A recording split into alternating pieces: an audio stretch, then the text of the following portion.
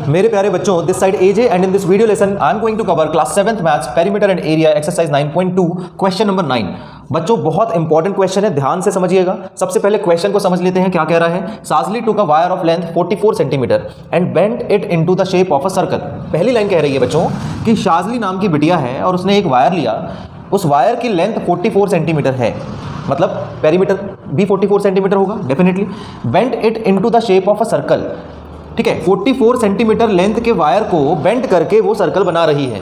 Find the radius of that circle. सबसे पहले हमें radius of circle find out करना है, ठीक है। तो पहले इतना काम कर लेते हैं, फिर आगे बढ़ते हैं, ठीक है। देखिए हमें क्या गिवन है, लेंथ ऑफ वायर 44 सेंटीमीटर हमें दिया हुआ है। शाजली ने उसको सर्कल का शेप दिया हुआ है। Find the radius of that circle, ठीक है। इसका मतलब यह है कि हमें पेरीमीटर कह लीजिए या फिर circumference of circle 44 centimetre given है। सरकमफेरेंस ऑफ सर्कल का फॉर्मूला क्या होता है बच्चों, 2 pi r is equal to 44 centimetre. यहां से हमें रेडियस मिल जाएगा, जो कि पहला क्वेश्चन पूछ रहा है, find the radius of that circle. तो radius is equal to 44 upon 2 pi, ठीक है। ये 2 पाई जो है हमने राइट हैंड साइड शिफ्ट कर दिया, जो कि डिनोमिनेटर में आ गया। पाई की वैल्यू क्वेश्चन में गिवन है कि 22/7 हमें रखना है, तो रख देते हैं इसको। 44/2 इंटू 22/7, ठीक है। 22 1 एंड 22 2 ये हो जाएगा, 2 कैंसिल हो जाएंगे, बचेगा 7 सेंटीमीटर। तो रेडियस आपका आ गया है 7 सेंटीमीटर, जो कि है आपका पहला आंसर, ठीक है। तो हम यहाँ पे स्टेटमेंट भी लिख देते हैं कि radius of the circle R is equal to 7 centimetre. ये है आपका आंसर नंबर 1। अब क्वेश्चन को आगे पढ़ते हैं। Also find its area. It's area मतलब सर्कल का एरिया भी हमें फाइंड आउट करना है। तो अब रेडियस मिल गया है तो एरिया फाइंड आउट करना कौन सी बड़ी बात है, not a big deal, right. So let's solve this. Therefore area of circle is equal to pi r square. Area of circle बच्चों फॉर्मूला क्या होता है, पाई आर स्क्वायर। आर की वैल्यू हमने 7 सेंटीमीटर फाइंड आउट करी है। सो पाई की value हम पुट करेंगे 22/7 इंटू 7 का स्क्वायर, मतलब 7 इंटू 7 सेंटीमीटर स्क्वायर।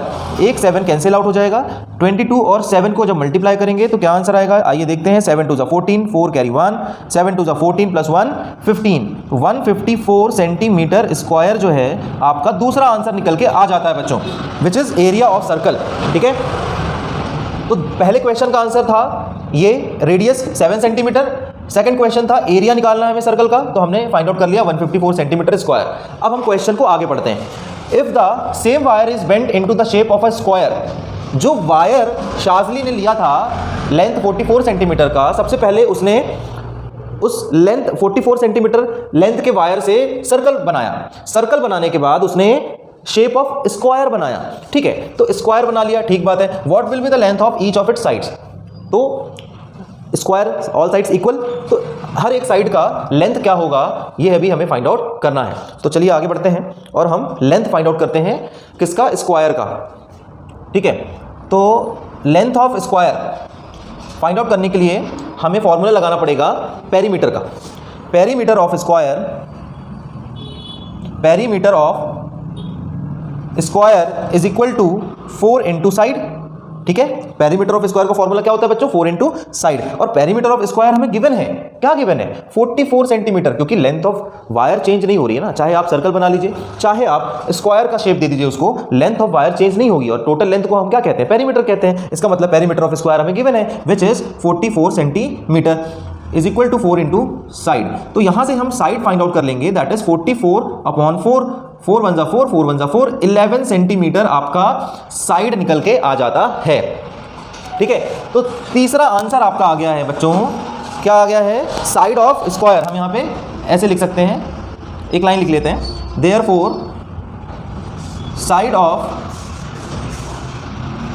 या फिर each side of, we can write each side of square is equal to 11 centimetre, ठीक है। ये है आपका तीसरा answer. Hope it is clear to you. आपको समझ में आ रहा है, कमेंट सेक्शन में लिखकर जरूर बताएं।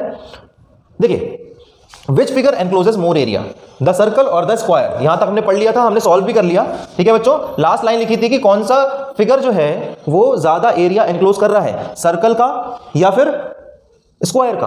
तो हमने एरिया ऑफ सर्कल तो फाइंड आउट कर लिया है, बट एरिया ऑफ स्क्वायर अभी हमने फाइंड आउट नहीं किया है। तो एरिया ऑफ स्क्वायर हम सबसे पहले फाइंड आउट कर लेते हैं, तभी तो हम कंपेयर कर पाएंगे कि किसका एरिया ज़्यादा एनक्लोज कर रहा है। आइए देखिए, एरिया ऑफ स्क्वायर भी हम फाइंड आउट कर लेते हैं, क्योंकि हमें साइड पता चल गया है, तो साइड ऑफ स्क्वायर पता चल गया है, तो एरिया ऑफ स्क्वायर निकालना आसान है। साइड इंटू साइड फॉर्मूला होता है एरिया ऑफ स्क्वायर का। साइड कितना आया बच्चों? 11 centimetre. Side of square is 11 centimetre. 11 centimetre into 11 centimetre, ये हो जाएगा आपका 121 सेंटीमीटर स्क्वायर।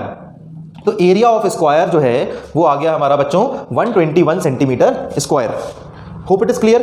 अब यहाँ पे चेक करते हैं हम कि किसका एरिया ज़्यादा इंक्लूड कर रहा है। ये जो एरिया है बच्चों, ये है area of circle 154 centimetre square, और ये है area of square 121 centimetre square. Definitely area of circle ज़्यादा है, ठीक है।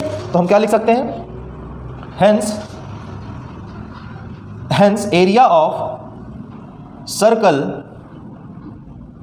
एनक्लोजेस मोर एरिया, ठीक है। ऑल डन, सब कुछ फाइंड आउट कर लिया हमने। चलिए, बहुत बढ़िया। So this is your answer. आप इसका स्क्रीनशॉट ले लीजिए और अपने फ्रेंड्स के साथ जरूर शेयर करें, ठीक है। And please like, subscribe and share this channel so that you can get update of each and every video of mine. We'll see you in the next video lesson. Till then, bye bye, take care बच्चों।